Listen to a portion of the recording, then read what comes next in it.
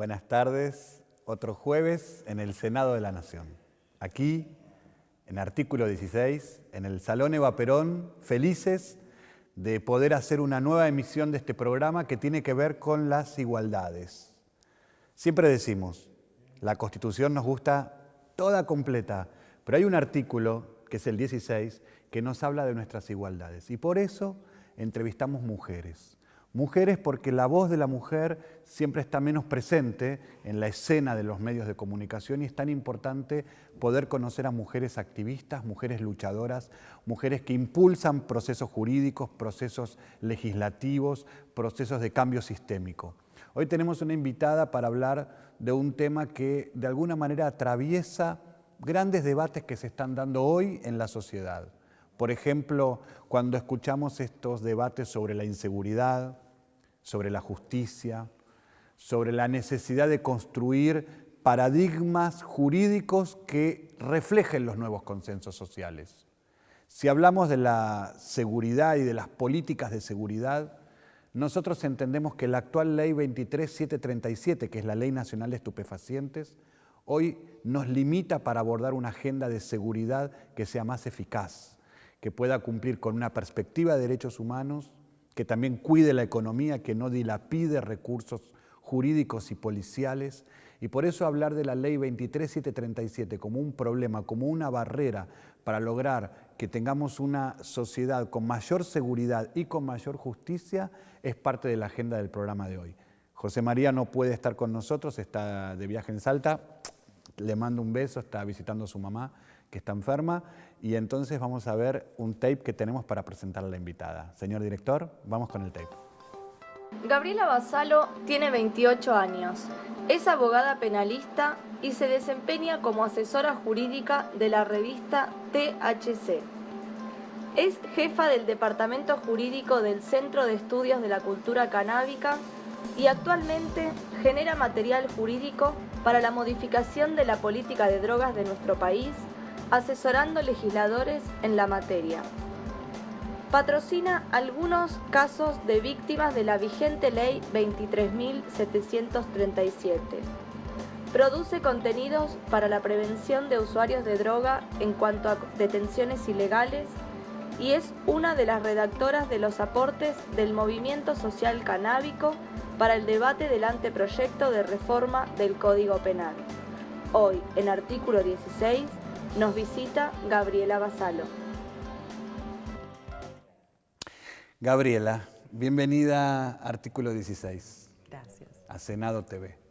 Gabriela, sos abogada patrocinante de víctimas de la actuación de la justicia y la policía en el marco del cumplimiento de una ley vigente que es la 23.737. Sí. ¿Cómo es hoy nuestro país en realidad con las implicancias de la ley? Hay gente que cree que hoy no se llevan detenido a un pibe o a una piba por una dosis de drogas como por ejemplo tener un cigarrillo, un porro en el bolsillo.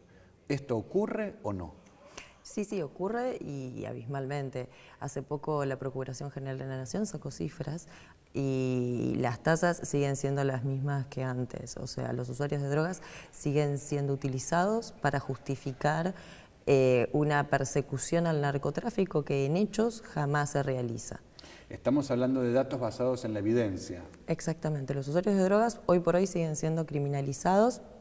Se le siguen abriendo causas penales desde por tener un cigarrillo de marihuana, por consumir un cigarrillo de marihuana en la calle, por tener una planta y de ahí para arriba, digo, en cantidades y en circunstancias. ¿Quién provee datos basados en la evidencia para no hablar de este tema tan complejo sin hablar basado justamente en lo que realmente ocurre y no lo que suponemos que ocurre? No de la sensación de inseguridad, sino de la inseguridad o la seguridad que esta ley genera o vulnera. La Procuración General de la Nación, lo que te contaba, hay cifras claras de cuántas son las causas que se inician por infracción a la ley 23.737. Dentro de esto, siempre por lo general hay un pequeño margen de error según cómo se caratule el hecho, porque dentro de la ley de drogas hay dos figuras, que es la tenencia para consumo y la tenencia simple, que el límite entre ambas es muy difuso. Entonces, bueno, eso puede cambiar, hacer variar un poco las estadísticas, pero principalmente lo que demuestran es que, como sucedía en el 2009, el 70% de las personas a quienes se les inicia una causa por infracción a la ley 23737 son usuarios de drogas y que el 3% terminan siendo personas condenadas por narcotráfico.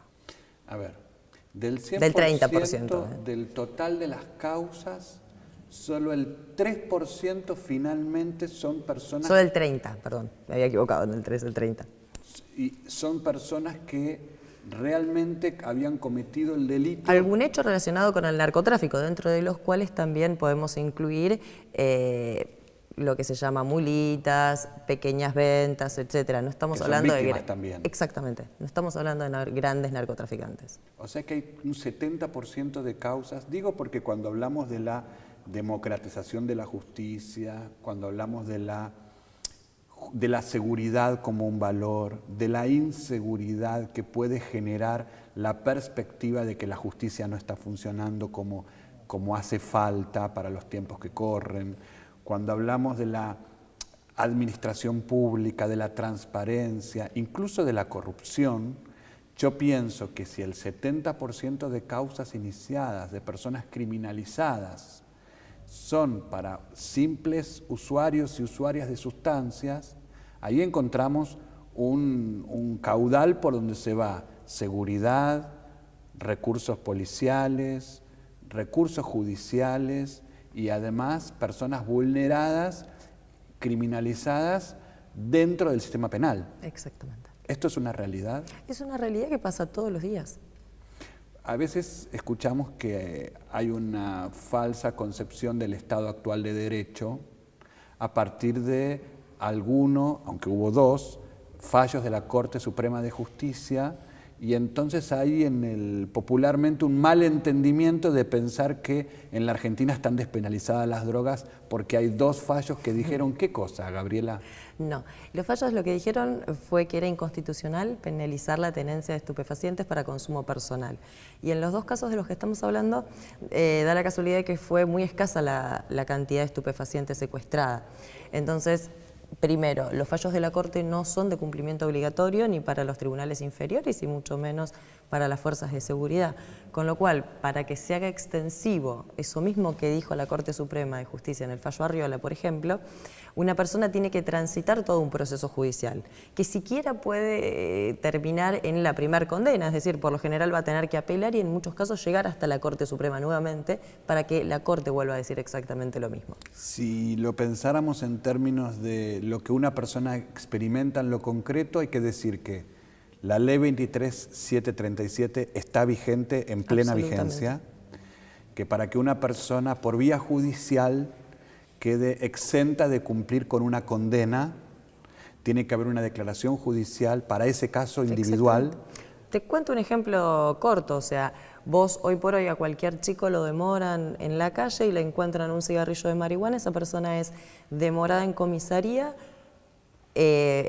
por lo general, dependiendo de la cantidad, hablando de un cigarrillo de marihuana, supongamos que todos los jueces deberían entender que es para consumo personal, pero va a estar demorada entre 11 horas y 12 horas, luego de lo cual se le va a abrir una causa judicial, esa persona va a tener que contratar un abogado, no va a poder ausentarse de su domicilio, va a tener que estar sujeto a proceso y correr el riesgo de que el juez que le haya tocado en suerte declare o no, haga extensivo o no el fallo Arriola, declare o no la inconstitucionalidad de esa penalización en el caso concreto. Entonces, hubo intervención de recursos policiales, esa persona tuvo que dormir en una comisaría expuesta a otros riesgos, tal vez perder el empleo, tal vez perder los estudios, seguramente una crisis social familiar en su entorno, que es la criminalización del sujeto, y para acceder, en el caso de que lo logre, a que la justicia entienda de que ahí no hay un hecho punible, tiene que tener acceso a la justicia, que no todos y todas tienen, contratar un abogado o una abogada penalista que entiendan la materia. O que el Estado le otorgue un defensor oficial que realmente le defienda. Y además la justicia, en este caso, se toma un criterio de desfederalización de la justicia. La federalización de la justicia, quiero decir, donde cada provincia tiene su entendimiento propio. Yo te diría cada departamento judicial y dentro de cada departamento judicial cada juez. Esto es una lotería, depende del juez que te toque, la misma cantidad le puede parecer que excede o no el consumo personal, depende del juez que te toque, te puede otorgar o no la libertad y depende del juez que te toque, puede o no hacer extensivo el fallo de la Corte.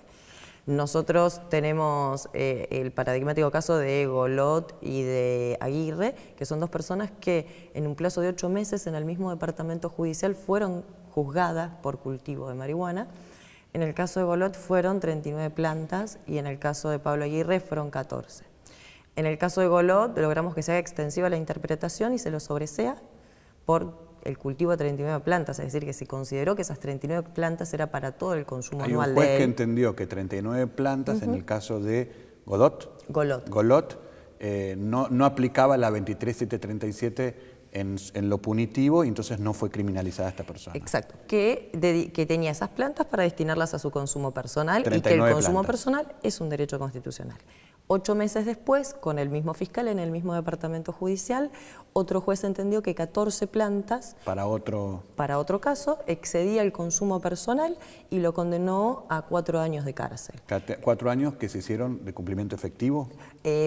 Todavía no se hicieron de cumplimiento efectivo porque si la memoria no me falla, esto fue en el 2010. Desde el 2010 nos encontramos en distintas instancias de apelación. Hemos logrado revocar la sentencia condenatoria y hoy por hoy volvemos a estar en Cámara de Casación solicitando la inconstitucionalidad. Mientras tanto, y cuando uno piensa en las personas y sus necesidades, personas que pueden tener necesidades de atención sanitaria, de salud mental, de desintoxicación, de lo que sea, también hay personas que no necesitan una desintoxicación, ni una atención sanitaria, ni de salud mental, y todas ellas están siendo criminalizadas. Estoy pensando en un pibe o una piba usuaria de Paco, que además de tener un problema severo por la sustancia que consume, tiene otro problema severo que es la aplicación de la ley, que en vez de aportarle a la atención en salud mental, aporta a que esa persona termine presa.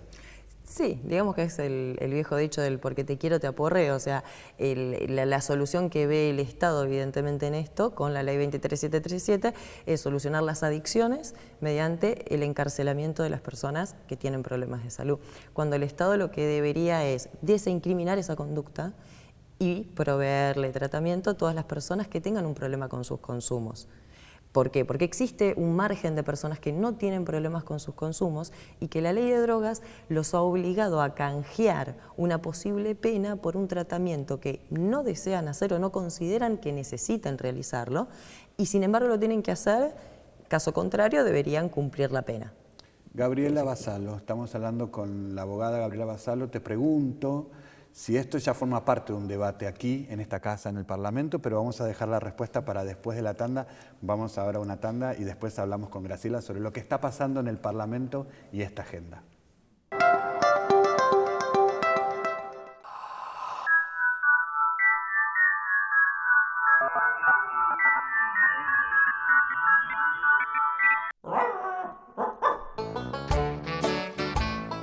Cuando sea grande quiero correr rápido.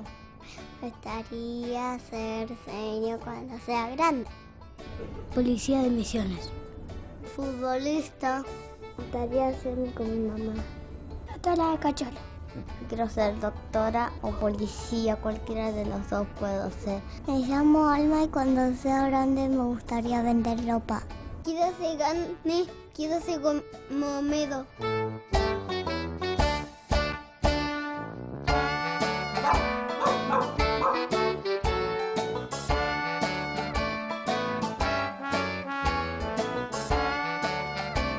No me gustan los superhéroes.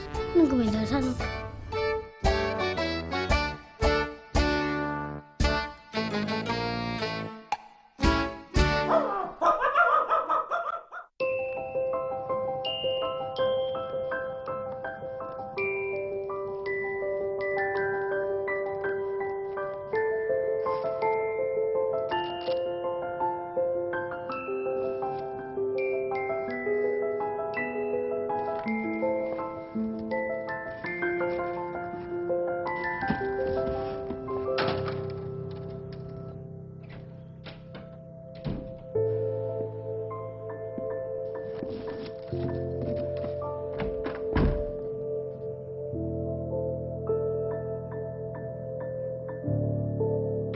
niños que juegan a ser invisibles. No a los gritos, insultos y golpes. Con violencia no se aprende. Ponte en su lugar. UNICEF, por los derechos de los niños.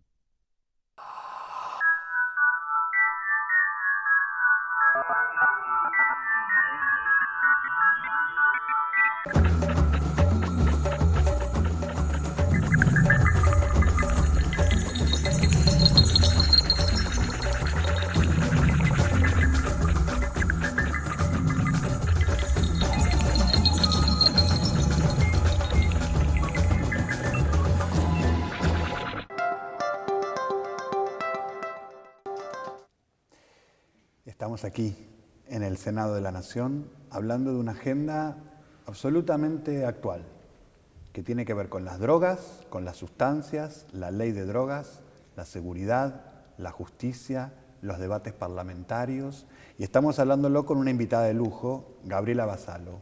Gabriela Basalo coordina el área jurídica, es la jefa de jurídicos del Departamento de Jurídicos de una organización civil que se llama SECA, Centro de Estudios de la Cultura Canábica.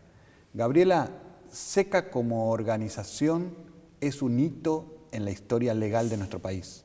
Sí, somos la primera organización que tiene canábico dentro de su denominación social. La palabra canábico. Sí, sí. Eso no es poco. No. Porque les habían negado la personería jurídica. Se nos ha negado y hemos luchado bastante hasta que hemos logrado que se acepte tanto la personería jurídica, digo el nombre, SECA, como el objeto social. O sea que por primera vez en la historia legal de nuestro país, el Estado reconoce como derecho a una organización que tiene la palabra canábico o cannabis en su propio nombre. Antes esto estaba prohibido, lo mismo que le había pasado a la comunidad homosexual argentina, que tardó mucho tiempo en obtener personería jurídica por los pruritos de la época, la cultura de la época.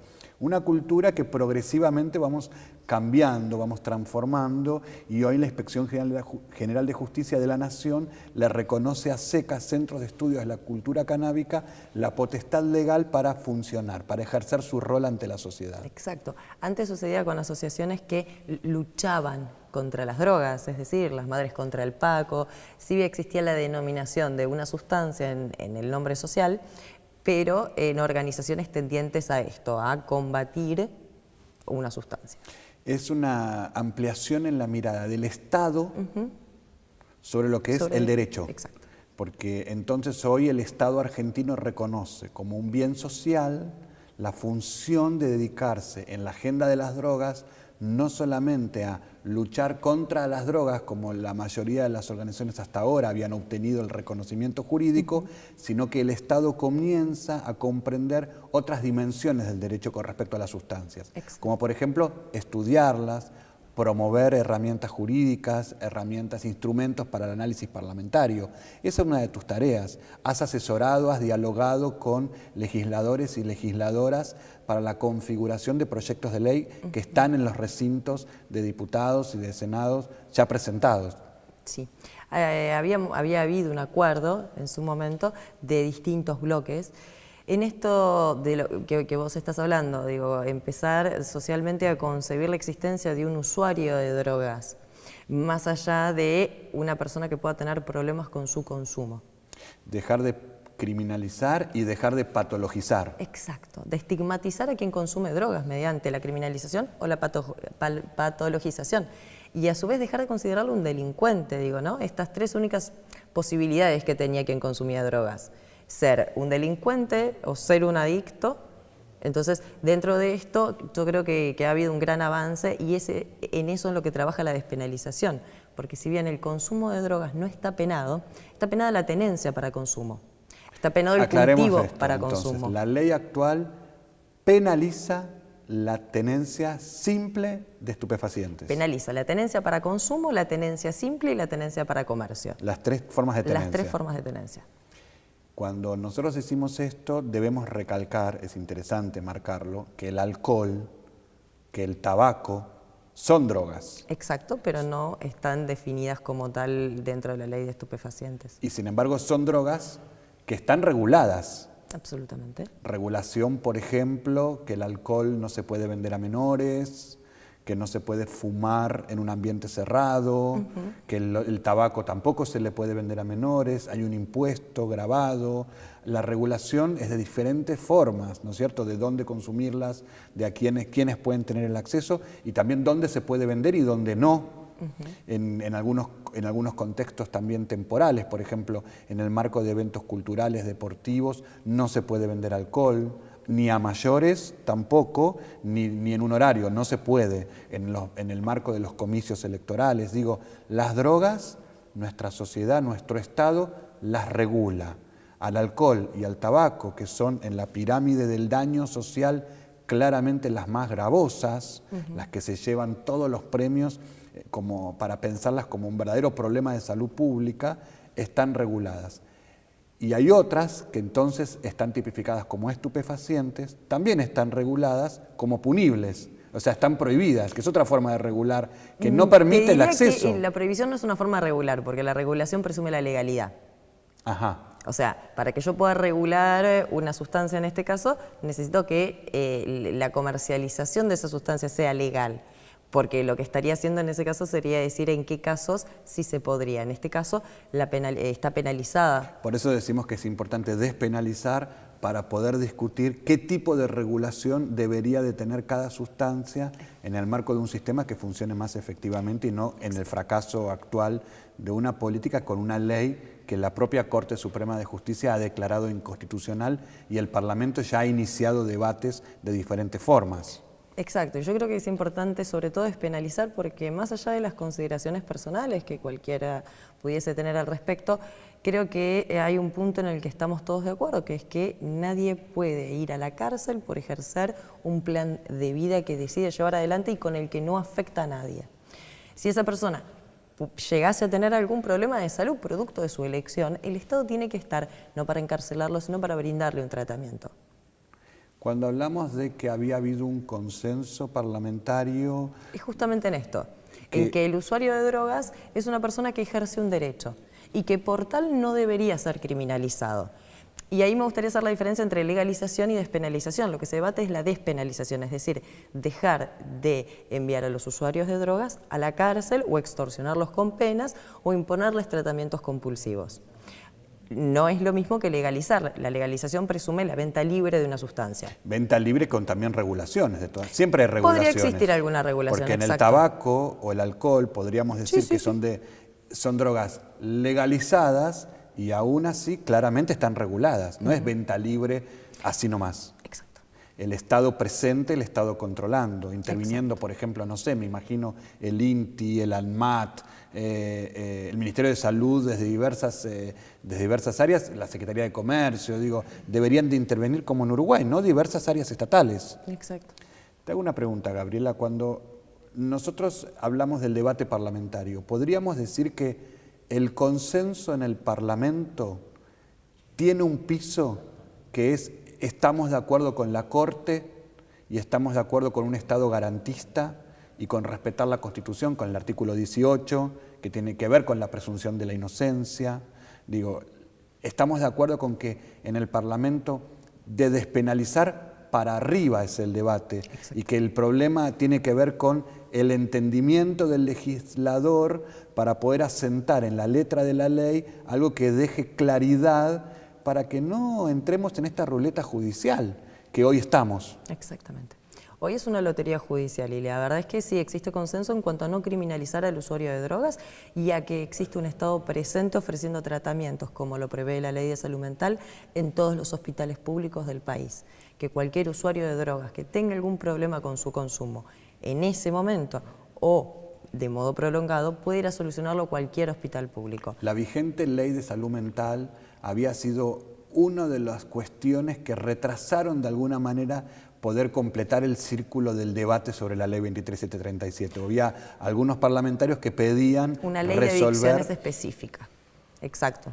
Todavía una ley de adicciones específicas no fue sancionada, pero sí existen grandes avances a partir de la ley de salud mental y sobre todo de la reciente separación de la Cedronar de lo que es la persecución del narcotráfico. Es decir, hoy por hoy la Cedronar tiene un desafío que es ofrecer, es como cómo el Estado va a ofrecer tratamientos y qué es lo que va a hacer el Estado para ayudar a aquellos que tengan un problema con su consumo y reeditar toda esa situación. Hemos tenido numerosos casos de maltratos, de reincidencias en consumos, la idea es que el Estado pueda hacerse cargo por sí mismo y no por terceras personas del ofrecimiento de tratamientos que impliquen no solo la reducción de daños, sino tratamientos que a su vez puedan ser optativos. La reducción de daños, aclaremos a qué nos referimos con la reducción de daños. Reducción de daños es disminuir todos aquellos daños asociados al consumo de la sustancia. Es decir, inclusive la aplicación de leyes como estas. Absolutamente. Absolutamente. La despenalización es una reducción de daños porque a nadie que tenga un problema con una adicción le va a hacer bien a su salud ir preso. Todos los proyectos parlamentarios entonces tienen como piso la despenalización y están empezando a debatirse entonces frente a la tenencia y al consumo, cuántas cantidades, el entendimiento más complejo de la cuestión.